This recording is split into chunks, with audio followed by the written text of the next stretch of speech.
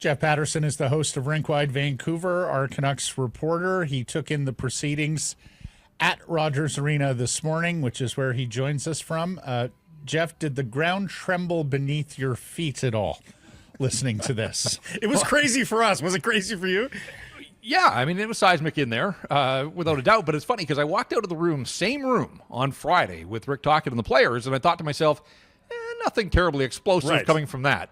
Apparently, they were the warm-up act. We just needed a long weekend here, and turned out to be worth the wait. Look, I give Jim Rutherford credit. I thought the opening remarks were strong, taking some account for a season that went sideways, got into some explanations for some of the reasons, dug in a little deeper, certainly than we had heard from Jim Rutherford, aside from the quotes to Gary Mason in that Globe and Mail article in late January, but addressing really the reason that this season got away from the Vancouver Canucks. And so it went from there. It started with a bang, and there were several more to follow. So, yes, we've got a lot to chew on here in the coming days and weeks ahead for the Vancouver Canucks.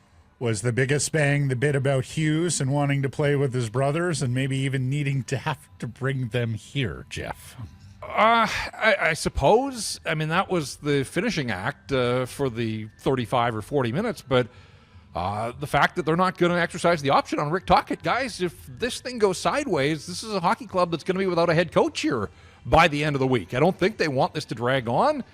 They talked Rick Tocchet up, had lots of praise for him, but Rick Tocchet now has some say in this matter. If they were going to exercise the option, we knew that it was either going to be here in Vancouver or he would have to sit out from coaching, but they've taken away that security net, I suppose, the high wire act now, and we'll see. They've identified that this is the guy that they want to be back as their head coach, but if it's as simple as Tocchet's given them a dollar figure and they don't want to meet it, Rutherford addressed that as well, talking about the escalating salaries of coaches and the comfortability of the organization to get to that sort of number. So this issue is far from resolved, but, in the grand scheme, as you said, an off-season course here, you want to know internally who your head coach is, but as you start to sell your pitch to free agents, obviously they want to know. I mean, they would have a head coach in place then, but I'm not sure that I thought that they would have to conduct a search for a new head coach here sooner rather than later. So really fascinating to see where this goes. And as we've been led to believe, one way or the other, it doesn't sound like it's going to take a lot of time to reach a resolution. So I do think by the end of this week that we very well may have a better indication of the coaching plans for this hockey club next season. Alvin had said something different. Alvin was ready to leverage that option year. We heard that very recently from him. So does that sound like Jim Rutherford has pulled rank there and said, no, we're not doing that. That's not our style? Is it the president of hockey ops, or is it above him? Again, if Tocchet has thrown them a big number, they may be balking at that, and it may be as simple as dollars and cents here. So where the disconnect is from the organization, I'm not sure, but you're right.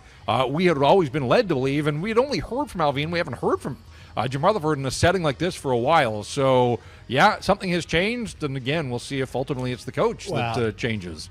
Guys, as we've discussed, exercising the option is not really an option for myriad reasons. Number one, would Tocchet agree to do that? Number two, you'd have a coach on the final year of his contract, and Rutherford addressed that as well. Which is why what they said originally was very odd. But that was tossing toys from the they were upset that nothing was done, and so they flexed that, knowing full well it was a bluff and it wasn't. There was no chance that was going to happen. Jeff, take on the Hughes matter and what Rutherford had to say about Hughes and keeping him happy and making sure there's enough cap space and even having to perhaps acquire his brothers. Yeah, I mean, I think fans have to be pleased, at the very least, to hear the president say that, yes, he agreed with the question, that they've got to do everything in their power to keep Quinn happy. They recognize that this is a special talent. This is a guy that had an exceptional season. They've got to figure out a way how to harness his superpowers, because how does a defenseman get to 76 points and you don't have a forward over 50? And that's not a knock on Quinn in any way, but they've got to figure out when he's on the ice, how do they turbocharge those shifts? And ultimately, when he's not on the ice, how do they tread water a little bit better? That's in the short term, but big picture here, Yeah, I mean, it sounded like Jim Rutherford was prepared to move heaven and earth to make sure that they can get Quinn under contract, but he also acknowledged that there are extenuating circumstances here.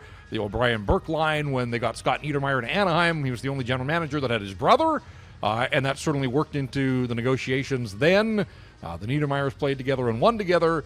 Will the Hughes brothers do that? We know that these guys are tight.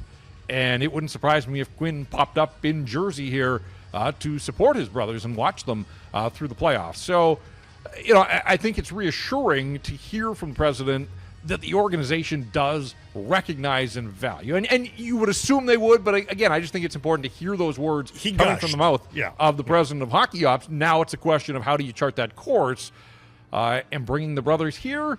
Not so sure that is a plan that actually is ever going to play out. But, we'll see if the Canucks hear from the league on that one, because we know Jim Benning got his hand slapped the draft the year that he talked about Steven Stamkos. So the league doesn't take kind of that kind of stuff, and I'm not sure that the Devils would either. But Jim tried to stop himself in his tracks, but by then I think the cat was out of the bag. And we're sorry for our part in that, Jim Benning. It was Subban, not Stamkos. Yes, but yes. Right. Yes. Right. Okay. Yes. He was the one that didn't say and Stamkos. The other inflammatory thing was about, the people above him making decisions on A, ticket prices, and B, the practice facility. He wanted to make sure that it was known that both of those things were not happening because of anything that they were doing actively in hockey ops. We talk about the ramifications with the league, with the tampering thing. Is there ramifications above Jim Rutherford with his answers to both of those questions on the practice facility and on rising ticket prices? Well, and he had jokes too when he talked about he may not be on the job, he may not be on the earth by the time that this practice facility is ultimately built. But I think that in itself was news that, they've exhausted these ideas of partnering. Certainly it sounded like they had gone well down the road with UBC, and for whatever reason, that no longer sounds like an option. So identifying a couple of parcels of land, we get land's expensive. We also know that the ownership group here can afford. It's just a question of how much they want to spend. But, a brand new build, it takes a while in this day and age to get a house built, let alone a specific facility like a training facility with a sheet of ice. So, I think we're still this is going to be a topic of conversation for years before any sort of shovel in the ground, let alone a ribbon cutting and Canucks actually skating in this new facility. So, that's where ownership doesn't get a pass. Ownership wasn't present here today, but there's enough to go around when a season gets off the rails the way that this one has, and then yes, they jack the prices. You can understand the frustration. We've all heard it anecdotally. We certainly have seen it in social, and Jim Rutherford wasn't backing down, and he's not wrong when he talked about. I thought it was good that he laid out sort of the economics. And yes, the National Hockey League works in American dollars, but all of the revenue is in Canadian, and so there are added costs certainly to operate a pro franchise on this side of the border. All of that said, there is money. And we know that this is an ownership group that's been willing to spend to the cap in the past. The cap's going up. The suggestion was that spend should continue. So ultimately, we'll see where it goes there. But, I feel for the fans. What was it? 17 home wins in 41 games. Not nearly good enough, in terms of the entertainment package. People want to leave the building feeling good about the team that they support, and they didn't get a chance to do that nearly enough. And ultimately, one of the main reasons that the Canucks are on the outside looking in as 16 other teams vie for the Stanley Cup. Center is the top priority of the organization, and they're going to need better than the available free agents, Rutherford said. Your reaction to him basically laying out plans to make a monster trade for a centerman this summer. Well, he stopped short of pulling a Donald Trump in the Rose Garden there on tariffs, where he had that chart that he brought out and held up for all to see. I was like,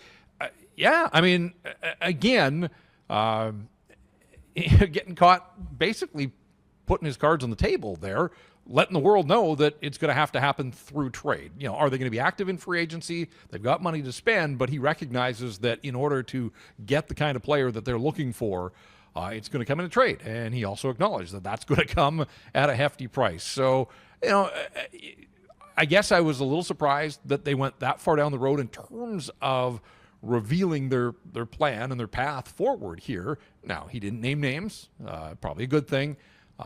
But at the same time, now I think we all recognize that first-round picks are going to have to be in play.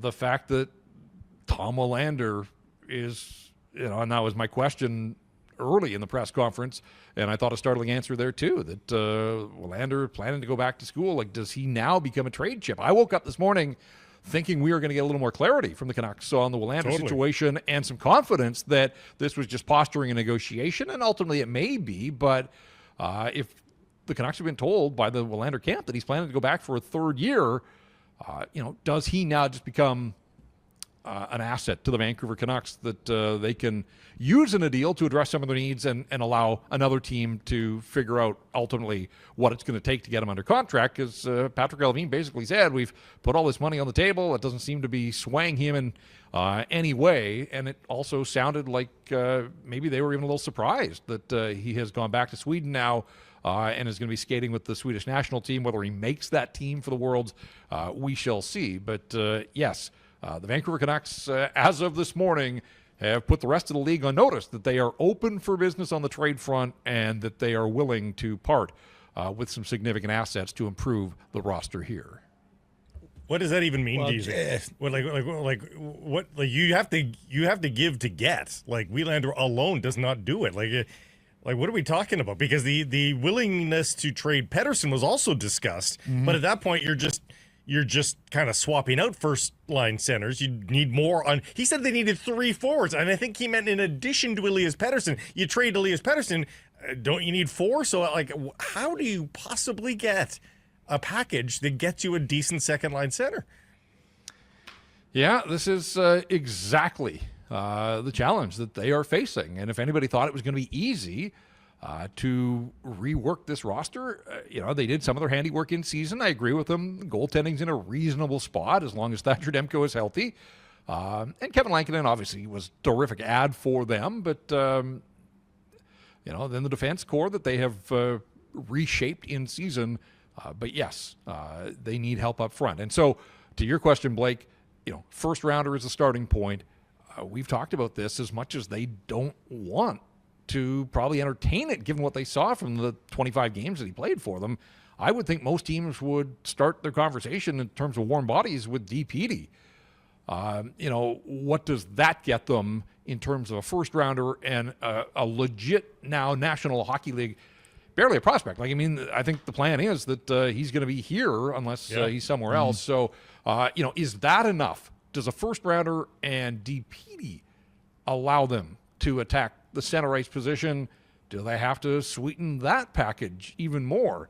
Their hands are tied, though. If they truly believe that they're going to get better here, they're going to have to be ready to pony up with a significant package of assets. And I do think that the conversation probably starts with that first rounder and a player like DPD.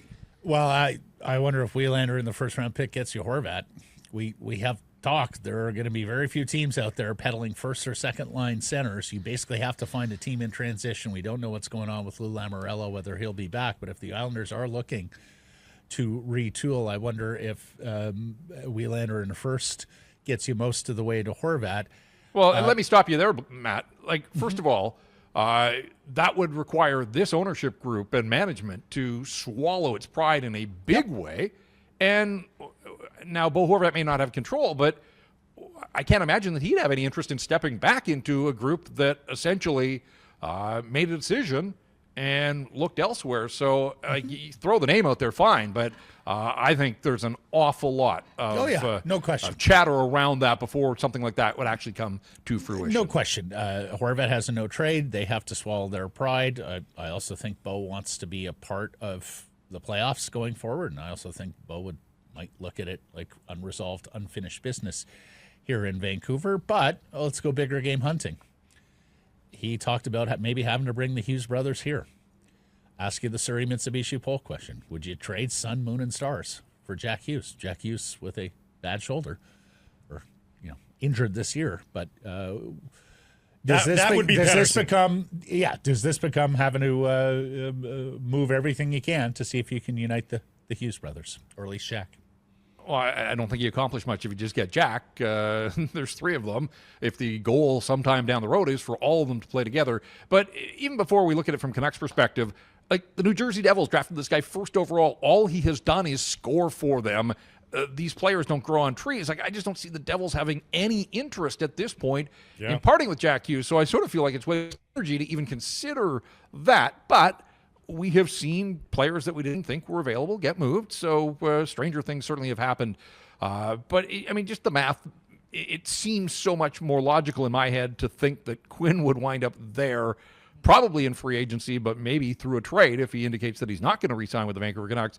They've already got two. It's easier to complete the collection by adding one as opposed to trying to pry two of them and bring them out west. So I just see nothing right now from the Devils' perspective that would make me think they'd be interested in even entertaining discussions. They are about small moving Jack up front. They're small up front with Hischier and Bratt. There was a time where they felt like maybe Bratt has to go because we're awfully small up front with Hughes and Hischier. If they lose in the first round here, who knows?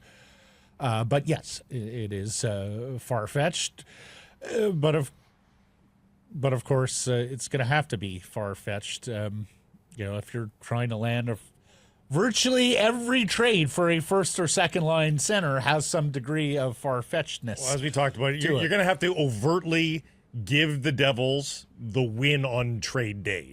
You're going to hope they don't win the trade overall, but on trade day, if you're going to make that trade, you're going to have to give them the win. You're going to have to overpay, and that would be a hell of a deal for the Vancouver Canucks to pull off. But the gravitas of again, the tone in which he talked about protecting Quinn Hughes was there, as you talked about, Jeff. Like, they, protect the king, under all circumstances was sort of the vibe we got there.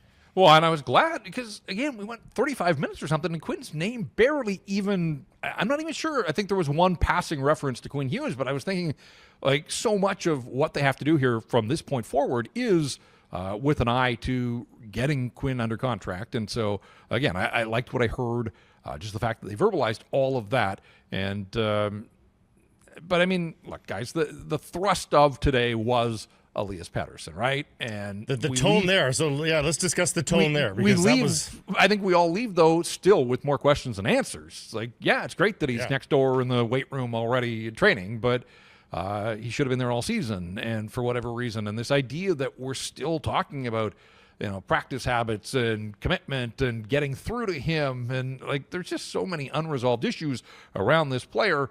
They tried to go to bat for him, tried to believe in him, but stopped short of saying that they wouldn't consider trading him either. So I sense some frustration there on the part of these guys. They recognize what Elias Pettersson is, the height of his powers can mean to this group, and yet we just didn't see it for so long. So the trickle down there is who's going to be coaching.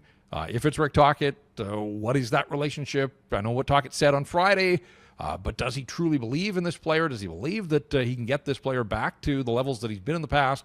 And if it's a new head coach, that's a brand new dynamic then of a new guy having to come in, and I'm sure he has watched Elias Pettersson, but he would have to forge a relationship there with that player if the player is in fact back. So just a fascinating, it was already going to be an interesting offseason, and I think it kind of went up a few notches today with some of the things that were said, particularly about that player. It sure did, Jeff. We'll have plenty to discuss this week and going forward. Thank you for your efforts there today, and we'll catch up down the week. Sounds good, guys. Thanks.